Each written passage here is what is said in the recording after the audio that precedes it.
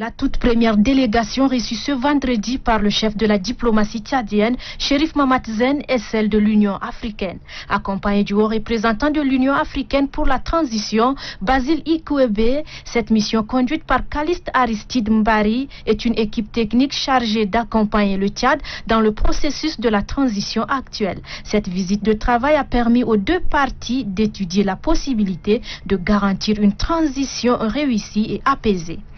Les autorités de la transition ont depuis pris des mesures pour permettre la mise en œuvre d'un chronogramme pour ces transitions, et la publication de la feuille de route a donc servi d'occasion pour l'Union africaine de se mettre à la disposition du gouvernement et du peuple tchadien pour les accompagner dans ce processus.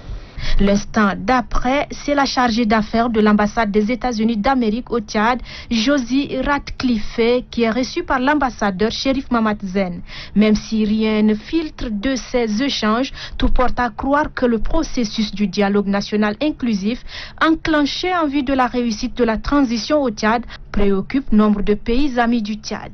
Dans la foulée, arrive le nouvel ambassadeur de la République fédérale du Nigeria, Sadiq Baba Aboubakar. Le diplomate nigérien vient remettre les copies figurées de ses lettres d'accréditation au chef du département des affaires étrangères. Les deux personnalités ont revisité les liens de coopération entre les deux pays, puis le nouvel ambassadeur dévoile à son interlocuteur la nouvelle forme de coopération envisagée. Ma vision de la relation.